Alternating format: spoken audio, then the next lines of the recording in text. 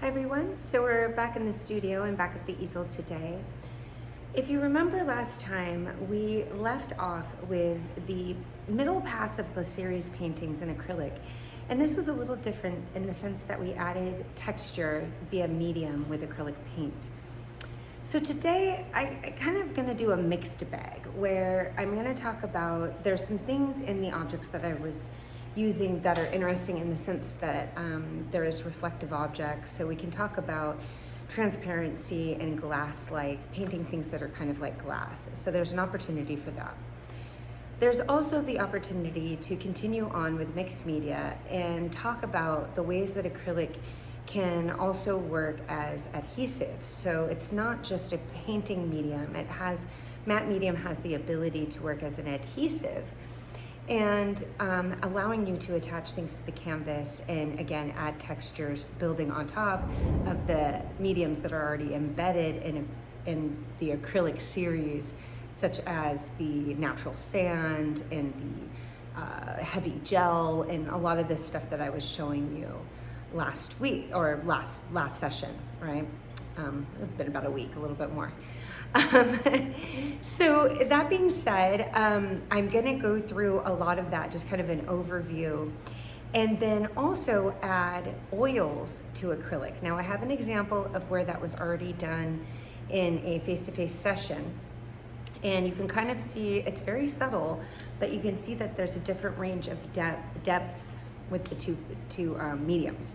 So acrylic always kind of lies a little brighter and flatter, while the oil paint has always this kind of viscous quality to it, feels a little more sculptural, and again, it's always, it's kind of the charm of oils as well, that it has this very heavy, opaque material quality. And so you can kind of see, when I show you the work, you can see how these differences are very present. So that's going to be kind of, there's going to, again, a range today, and I will just kind of go through these various techniques and then kind of bring these paintings to finish, a little bit of a time lapse. I'll work again in an overhead angle because I can inlay the source material when needed, but we kind of know what the source is. And also, this is not a traditional landscape or still life in the sense that I need to really talk to you about the sources I'm painting. This really more is about materials and working with the canvas and the ideas on the canvas, and also adding abstract elements when needed. I also have a medium chart that I will be showing you, this acrylic medium chart, and I always encourage my students or colleagues, anybody that I'm kind of sharing ideas with, to create an acrylic chart so you know which mediums you like to use, and that keeps it kind of efficient for when you go to restock or if you want to experiment with more textures. So that's what's in it today. I will switch to that overhead view and say a quick goodbye before I go, and yeah, so enjoy. Mixed bag materials today. So let's start with a little show and tell here. First off, as I said, there's a medium chart. If you were in my face-to-face classes, you saw this already. For the asynchronous classes, I'm not sure if you saw this yet. Apologies if it's in another video, but this is the medium chart that I created. This is for acrylics. And sometimes I do this when I'm working with certain materials, and that way I can go back and reference these at a later date. So here I have add water. This is just your baseline for acrylics. This is a slow dry. You can kind of see that it gives it a greasier surface. This is no medium at all, but I have a little bit of iridescence on there as I was using it as a sample. But you can see that it dries kind of blocky or chunky. Matte medium keeps it that acrylic gloss. There's a little gloss on this side and matte on this side. So I'm showing you the gloss gives it a different surface. But what it does do is also hold the pigment really nicely and help you layer paint. Today I'm also going to show you how matte medium can work as a glue. Soft body gloss, really nice if you want some sort of, it works really good with skin. It also works with like icy, cake-like textures, icing, things like that. So that is something that you can add to the paint that gives it a different kind of texture. glass bead gel. In this video you can see it's clear and kind of transparent, but I use it like a textured stamp. Really one of my favorite mediums. I really enjoy using that one. And then the pumice stone, which is here, and it dries very, you kind of have to commit to that if you put it on a painting, because it dries very thick and heavy. Interferences, so these are like iridescence and interferences. Usually you want to layer them on top of a darker color so that they show. So it doesn't really matter what color it is, it just needs to be over a darker pigment, and then that light, it's reflective. So at a certain angle it won't show, and then when you move it to the side you can see it. It's very hard to photograph for submitting work or archiving for a website, but it's really great to look at in person. Okay, so that's the medium chart. We started with that. The next thing that I want to show you, is, as I was saying, these were a live demo, kind of an abstract landscape. So I was working both from a source, but then also switching it up. Oops, apologies. Switching it up and working, you know, kind of from memory or just the canvas itself. And that way sometimes I can adjust shape and color and really not worry about, quote, the realism in that sense, but I can play around with the space, shapes. This has kind of a surreal or fantasy quality to it that I really like. It's very close to being done, as you can see. I think a few little details here and there would really wrap these up. But what I also want to show you is the depth that was created by just using two different mediums. So acrylic is staying in the back pretty much untouched, while oil paint has been put in the front. It's also been put over where I added textured medium. Okay, so this is all acrylic textured medium, and I've glazed oil paint on top, which then makes it look like I've built up oil paint in this way, which usually you can't do because they don't have oil mediums that do that. Okay, so it's kind of a nice trick effect that you can do there. Again, looking here, you can see this kind of greasy, opaque surface that draws you in, and then this distance that's really created on a very tiny canvas. You can see how small this composition is, but lots of depth, not only through the use of value in color, but through the shift in materials, okay? So again, these aren't really entirely, you know, a little bit more touch up on these would be nice, but they're more or less done, basically painted from a source, so a place that I had been, but also taking that source away and working on this canvas without any, you know, just kind of from the canvas itself, imagination, you know, push and pull of color, push and pull of shape, and apologies, just really working with what I want to see on the canvas versus like what the reality of the landscape is. So I'm going to move those to the side. And the last thing is we're going to be revisiting today, yay, the fish and the rhino. kind of cute little objects here. What I'm going to do is I'll take a little pause on the camera here. I'm going to actually use some pencil and redraw this because, again, I've come back and forth to this composition a couple times. I do, as you remember, I have the charcoal drawings as well, but I probably need to tighten this up again before I work back into it. The next thing that I'm going to do is I will show you on this side how I would attach maybe some, let's say, a lot of times I use painted cut paper as collage materials. Sometimes I use things that have an ink wash, and I'm going to show you one of the techniques that I use to attach paper to canvas. You can also attach canvas to canvas. It doesn't stick as well, but the paper you can actually, with acrylic medium, just kind of attach it so you can treat this surface like a collage. You can also see this dried beautifully. Look at that. All that texture there. It's just nicely, it's going to be really fun to work with. And I'm probably going to glaze this with oil. So again, I'm going to do another pass with acrylics to kind of fill these compositions in. And then I'm going to do some collaging here and then come back in at the end with oil paint. And you're going to see those stages throughout the course of this video. Okay, so I'll pause for now, go get some materials, and then get started. For the first part of this segment, I'm going to go back into the blowfish, so that cute little orange fish. Thanks, Pickles. Pickles likes that. And Unfortunately, I ran out of the acrylic paper, the moisture paper, so I'm using oil paper for my palette right now. That is always undesirable because it's going to dry out the acrylics much faster.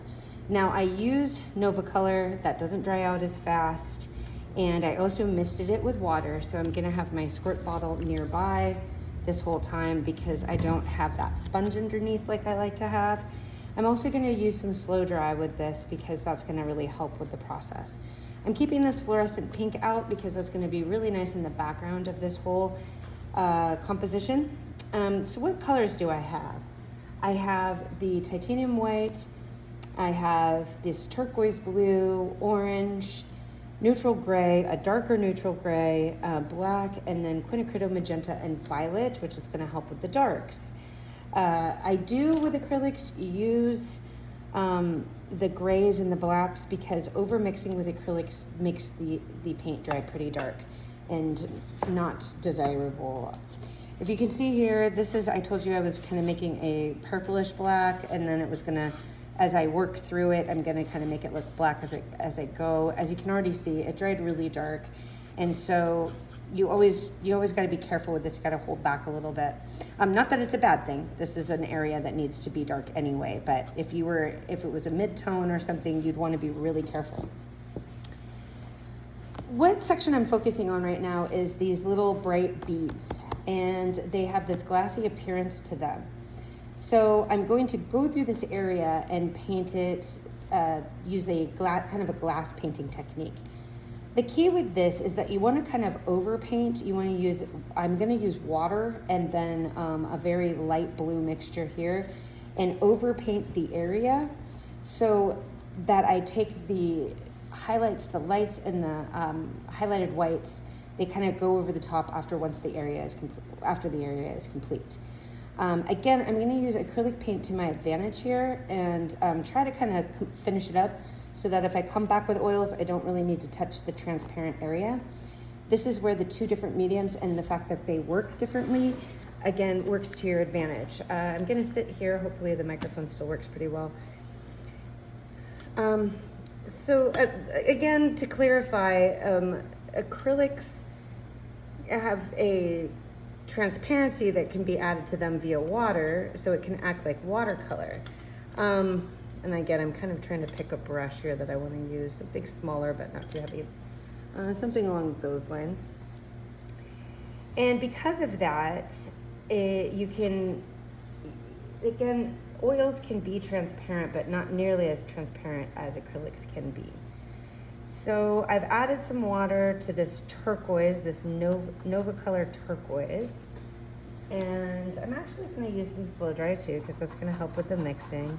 And I'm just using the tiniest bit of paint and covering my underpainting here. So that's how I'm going to start, is just adjusting from the magenta underpainting to the blue objects or the turquoise. They're kind of these light blue turquoise objects. Now, I can also at this stage, don't highly recommend it. I always think using transparency is better, but I might add a little bit of white as well to make some color adjustment, and just the babyest bit. Again, I'm still relying a lot on transparency.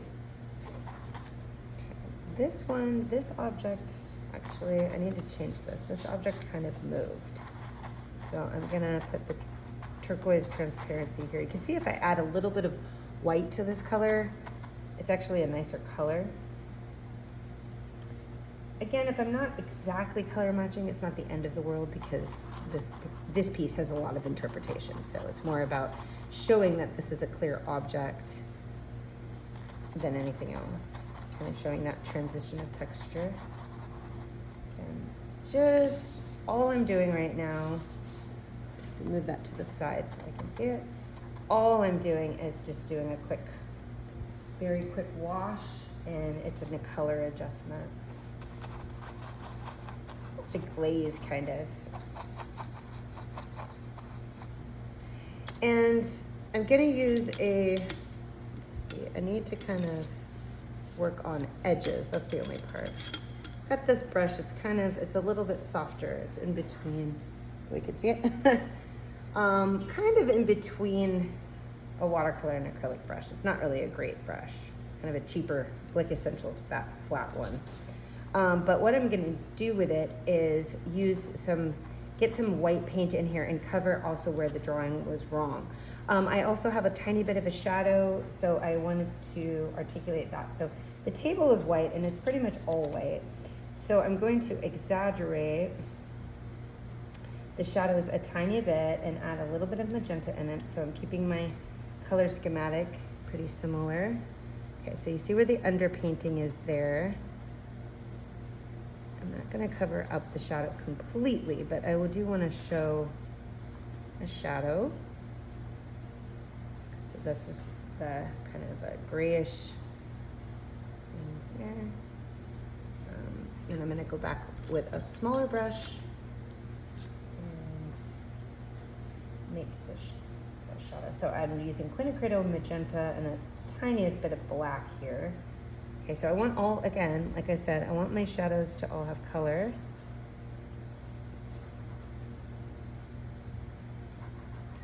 Kind of I mean, this is a very natural light. It's artificial light. I'm not using kind of a modernist approach. Again, slow dry and some water. Still kind of really putting these on thinly. Okay, because I didn't use a traditional lighting situation in this.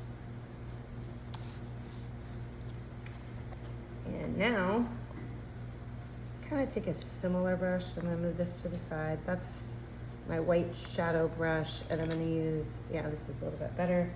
I'm gonna use kind of a bigger brush here. And again, I'm trying to paint kind of fast so that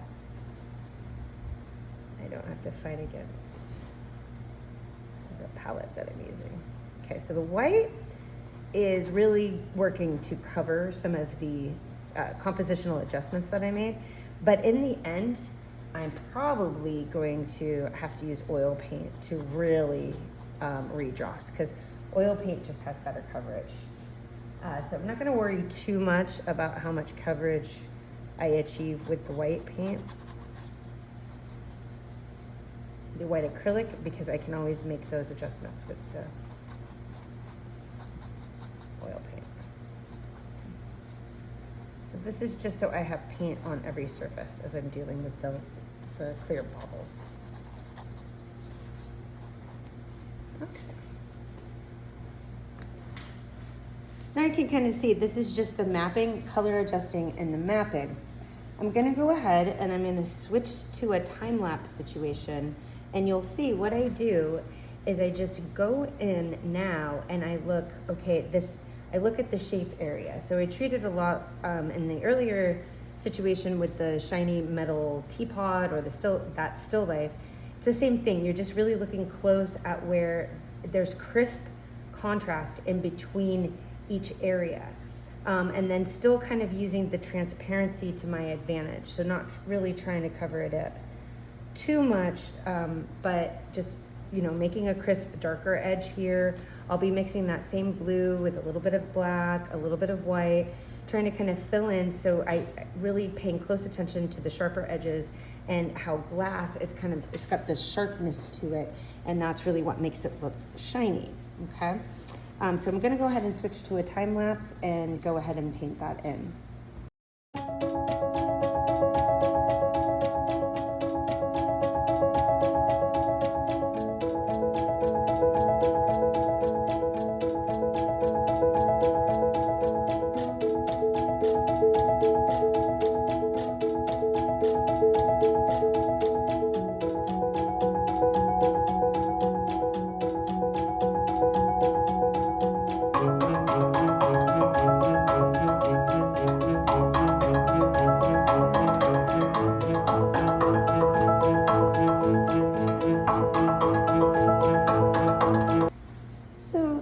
I'm going to set up that glass bead area.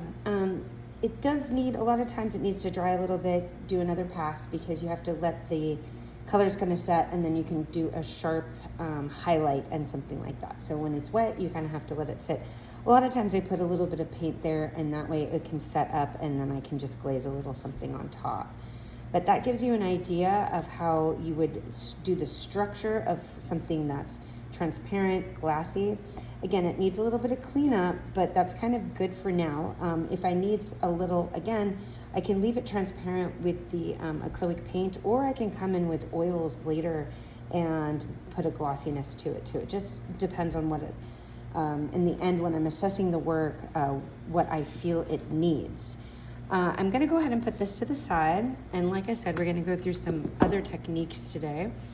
And one of them would also be putting materials, so attaching materials to the canvas. Now you can see I had that lava in there, some sand, there's this fun shiny surface going on. So this is really just a myriad of textures at this point. It's kind of a blast. So what I'm going to do is this is kind of taking the place of matte medium for me right now. It's a polymer gloss, but it works the same. Matte mediums, polymer gloss, all of the above has this kind of gluey adhesion quality to it. Honestly, you can even water down Elmer's glue and use that as a medium. I don't recommend it, but it can be done. As you can see, I put a little aside of it here on the palette, and I'm going to talk about how to attach things to get them to really be flush to the canvas using the medium. So I have this kind of, I don't know, it was a dark value, and I think that works. And it's got kind of an interesting edge. A lot of times I collage so that I can add kind of a torn texture, I don't know, a little bit of surprise to the work. I know a lot of you that are working with me online, you're doing mixed media, so this kind of, what I do is I basically burn a palette on paper when I'm done painting, and then I use these swatches sometimes and work at a later date. So it's kind of nice. Again, it offers an element of surprise and, brings, added texture to the work. So I'm gonna go ahead and use this piece. I like to kind of put them around or feel it out and then cut them down later. I'm big into tearing because I like the edges that it creates. I'm then gonna dip this whole thing in water because this is kind of a stiff piece of paper. If it's a lighter piece of paper, you don't really have to, but I'm gonna do that because it's gonna help with the adhesion more. And then I'm going to take an older brush, I'm gonna paint the back of this piece of paper with the medium. Again, I have polymer emulsion, but if you have matte medium, that works just fine. I'm gonna put this in place, and then this is the trick, to take that medium and to paint over the top of it as well. I'm gonna say, look at that, that's leaving a white film. Well, it doesn't dry that way, it dries clear. So it works out really nicely. All this little buckling and stuff like that, that will eventually go away. What I like to do is kind of sit with it and kind of press it down and press into the canvas as it dries. One of the things you can do too is you can use paint to do this. So you can add some pigment to the matte medium, and that will also help with the adhesion and, maybe add to what you want to do with the piece. Okay, so I'm really just kind of globbing that on there, and I'm going to go ahead and let it kind of sit. And I do go back in if it tries to curl at the edges, and I just kind of let that lie down. So I kind of let it, as it gets drier and drier and tackier, I just make sure that I'm letting it stick to the canvas. Okay, and this one I'm going to have to fiddle with a little bit more because I have that texture underneath. So that's going to make it so it wants to pop up a little bit. So I'll just have to guide it into place. I recommend when you're doing this that you just kind of let it be flat and watch it as it dries a little bit and becomes tacky. Really get it set. It's almost like a paper pulp at this point, and then move on to whatever. Don't try to fiddle with it or paint around it while you're letting it sit.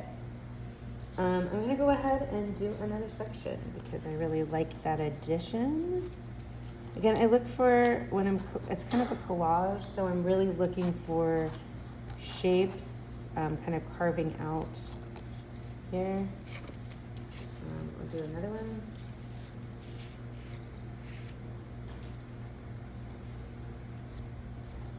Okay, that's kind of nice, that fits there.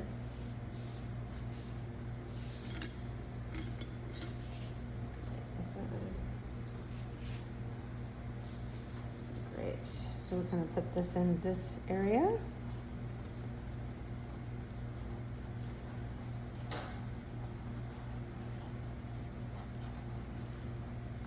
And then putting that polymer emulsion, and I kind of thickly put it on there and let it sit and dry. Like I said, I kind of move it around as it's drying. So you can see this is becoming tackier here. And I might just need to add a little bit more as it sets. Okay, but it's almost like I'm doing paper mache because I let it get really wet. And that's the key to having it stick. Okay, so that's the key to when this is all said and done, having it be seamless on here. I might just go ahead and leave it like that for now. A lot of times I paint over the top too, so some of these edges get hidden, but it just depends, okay? The last thing that I'm gonna do for today is I'm gonna show you where I would oil paint over the top of the acrylic paint. I'm gonna go back to the fish for that because this needs to set and dry. This is gonna be just really full of texture. And then what I'm gonna do is I will actually finish up these pieces away from the camera, just kind of play with them and do a final version, and then I'll post those. I'll post those pictures online. If you're not in my class and you're just following on YouTube, I'll put a link to a folder and you can kind of see what the finished work would look like. Okay, I'm gonna go for now and then come back to the fish and oil painting. Okay, so this is putting oil paint on top of this to really finish this up or get to that final stage. Once I've done oil paint, I'm committed to it. I can't go back to acrylics. So I really do need to decide what that stage is and when the painting finally needs oils.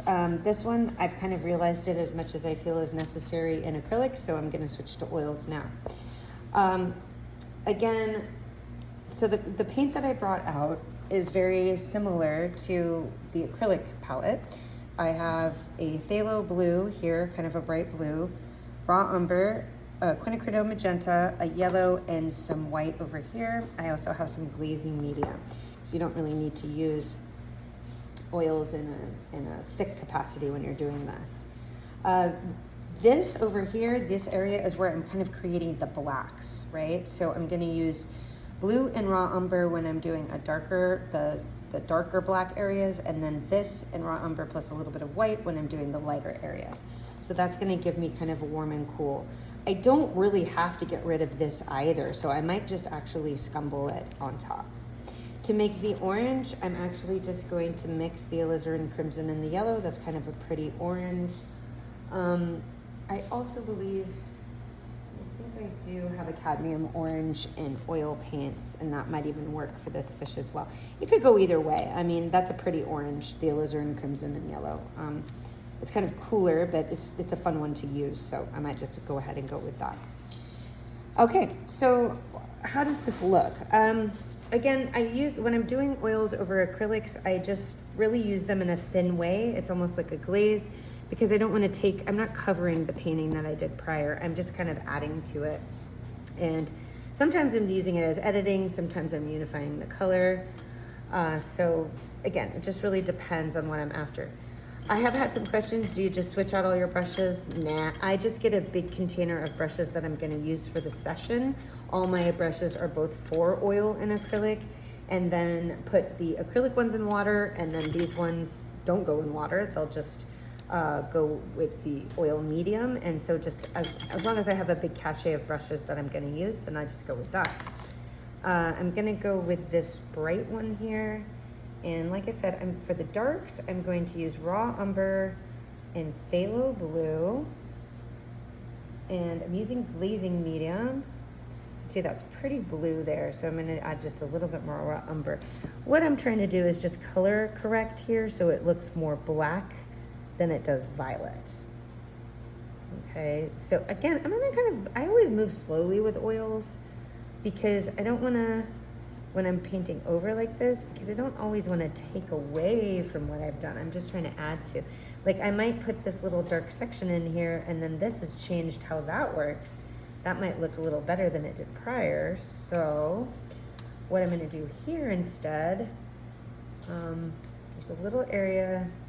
Well, honestly, I'm going to leave the purple there. I'm going to grab some alizarin crimson and raw umber. And then, of course, glazing medium. Okay. And yeah, it needs to be a little lighter than that, so I'm going to add some white. Okay. And then I'm gonna kind of just glaze it lightly over this area here, because I don't really have to change the dark area that much. Let's see. Okay, so that violet here doesn't really have to be adjusted much. A little bit on top, actually more raw umber than anything. Maybe if it's like that, and then just using that violet. Okay, and kind of letting the violet show through. Again, here, this is another part of the drape area. You really have to edit out all of it.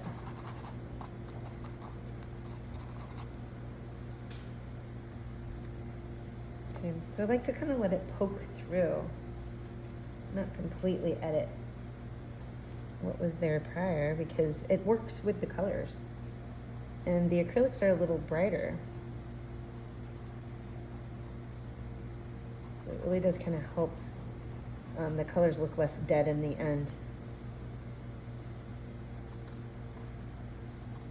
A little bit of a glare, so I'm not sure, kind of painting this a little blindly, but I think it works. I can adjust it in the end. Stand over, just double kind of check here. Yeah, so you can kind of see here, I'm letting that violet shine through, and I might even wipe away and kind of do it again. I'm never too quick to just completely take that color out. It's more of an adjustment than it is a change. Okay, again, and just, this is called scumbling, so I'm just lightly going over and allowing some of this. I like the underpainting when it shows through. That kind of works for me. Okay, and then in dark here, and there was some darker folds there. Go ahead and paint those in. And then a really nice, I'm kind of looking at shapes as well. This kind of nice shape coming through here.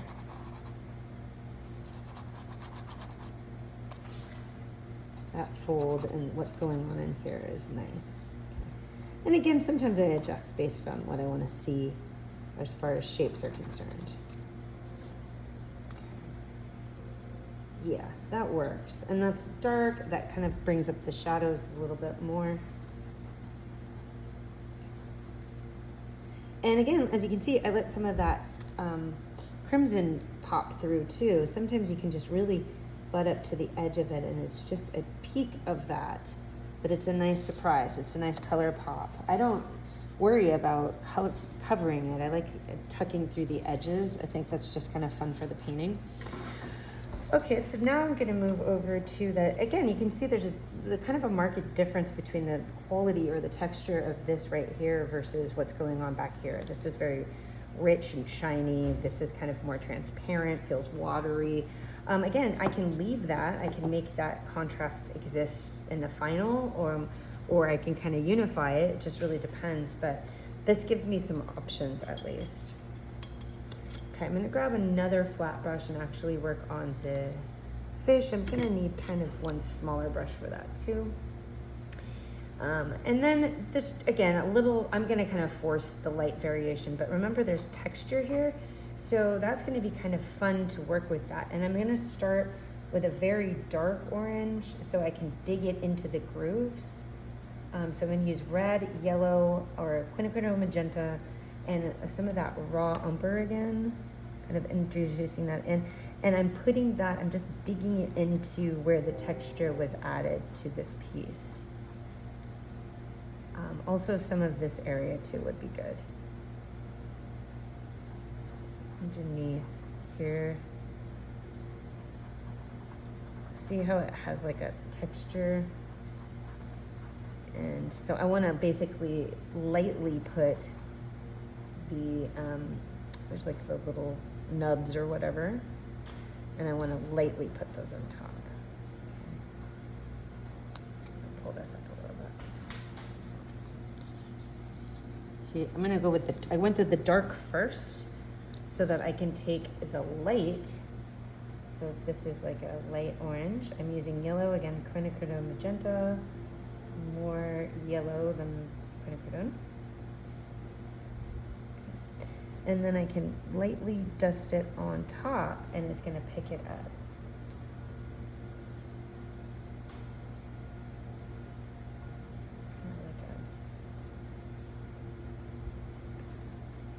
Kind of like a volcanic stone or something like that. It's got this kind of neat quality to it. And okay, so add some cadmium orange to the palette. That's gonna help a lot. So now I'm putting the orange in with the yellow. It's just gonna be brighter. The magenta is just dulling it down too much. I can also add a tiny bit of white if I want a lighter value. And then that's better. See, that's a little brighter when I do it like that. A little brighter, more orange.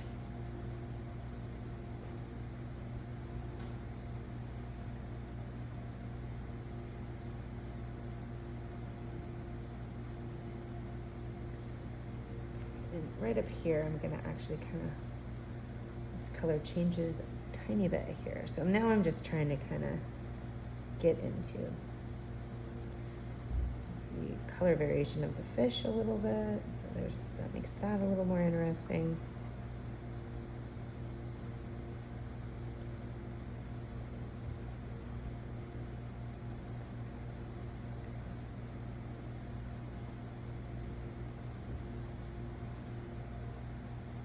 Okay, and then here. So you can see there, it kind of goes up this direction. There's a brighter orange on the top. Then this is a darker, so the darker brownish red is at the bottom.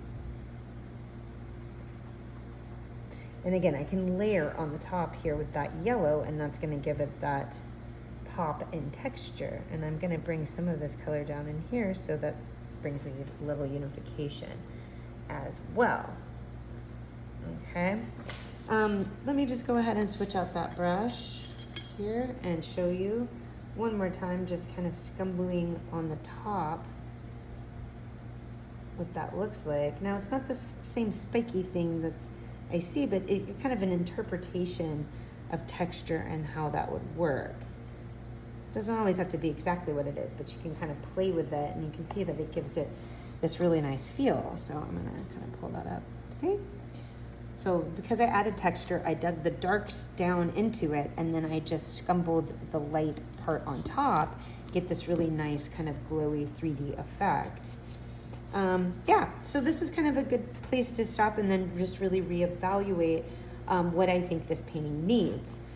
Before I go, I'm gonna go back to this one, okay, where I've added some a bit of the collage. As you can see, it's kind of coming up right here. So I'm actually, with my finger, I'll just put a little more of the matte medium. Again, polymer gloss. I have polymer gloss. It's not as sticky as the matte medium, so matte medium will stick this down a little bit more. I'm just kind of improvising. Again with this, and I'm gonna do it with oils, I'm gonna dig the dark color down into the grooves and then glaze the lighter color on top. Now this is a little bit of a different color schema that I've got going on here. But anyway, with what my palette's open right now, I'm just gonna kind of play with that. So again, for the blacks, because remember there was this kind of shiny texture on top of the drape. Again, I'll kind of put a photo inlay and you'll see what I'm referring to. So I'm mixing a black, raw umber, and blue, and I'm going ahead and I'm digging it. See, that's really nice because the relief is really showing the texture. And again, you want the dark one color first, pretty. You want the dark color first so that you can layer the light one on top. Great, it's fantastic. I mean, it's almost done as it sits right here, which is amazing. Okay. And then what I do is I take a rag, or I've got a Viva paper towel. It's kind of like cloth, and I kind of dig through and I wipe out where I want it to have variations. So remember, this was the heavy gel, and I used a kind of fork tool to really push it into place. Okay, so nice textures there, right? I'm gonna go ahead with the rhino looking thing. Grab one more brush. And I'm gonna put a light blue. I'm using phthalo and white. Kind of a bold blue. And it's not really the blue of the rhino, but it kind of works with the composition. So I'm gonna go with that. And I'm gonna just kind of scumble that on top, letting the red sit underneath. Well, there we go. And still kind of play with the darks and lights here.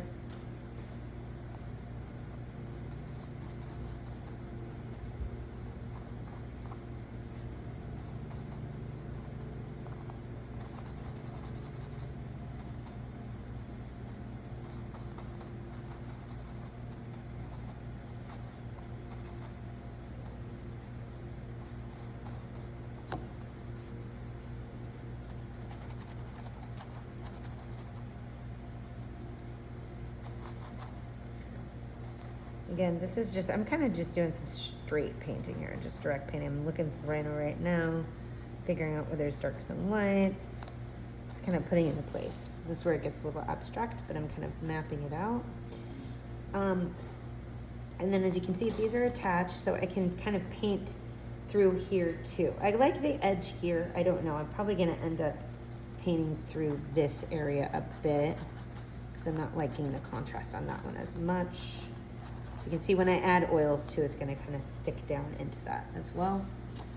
So let me show you when I scumbled the lighter value on top and what that looks like. So this is like this shiny area. Now, at this point, I have kind of an interpretation, so it's not really following the folds or anything. So what I wanna use is, there's a shiny pink that I see, or kind of a violety color. So if I use quinacridone magenta and phthalo blue, I'll get this really bright violet. It's going to be pretty. Okay, kind of a violet. And then I'm going to kind of, in places, maybe in a diagonal pattern, just kind of scrape this across so it's shiny on top, or just contrast on top, okay? I also see an area where there's like yellow gold, so I do need to get a fresh brush for that. And I'm going to use that yellow color that I had in the last painting and kind of, let's see, go across like that. Now I could let it dry a little bit too and then do it, because I'll probably have better success. It won't pick up the blue, but I wanted to show you how that works. Okay, so it's picking up the grooves, and as long as I just touch lightly, okay, it's not gonna blend, it's just gonna sit on top, and that's gonna give this kind of shiny layering here as I go. Okay. Again, the light's changing a little bit, but hopefully you can see that. And then what I'm gonna end up again with is kind of a fun little textured piece here. I'm gonna kind of build this one up, see how the collage pieces work, kind of build up this here. This is pretty set in, so if I want to adjust the shape at all, I can use some oil paint. Oil paint would be my go-to at this point because there's a lot of texture on here, and the oil paint can kind of edit areas for me if I need it. Okay. That sort of thing. Okay, so that kind of shows you how you can do acrylic and texture, and then you can kind of finish this off with oils, and you have really some nice surprises as far as the surface is concerned in your work. Once I finally finish all of these, I will post the finished version, and then you'll get an idea of what these look like. Okay, thanks for joining me today. I'll have another segment where I wrap up, and happy painting, everybody. So that is all for this session. Thank you again for joining me in my studio while I paint, or you paint along with me. Again, feel free to ask any questions below this video if you want some clarification. The next series is going to really be focusing on underpainting, narrative painting, how you take various subjects and you combine them into one large piece. This could also be cohesive or more dreamlike and surreal. And I will be going into the studies, kind of the workups, all the stages that really take you to that final piece. Thanks again for joining me, as I always say, and I will be back in the studio and back at the easel soon.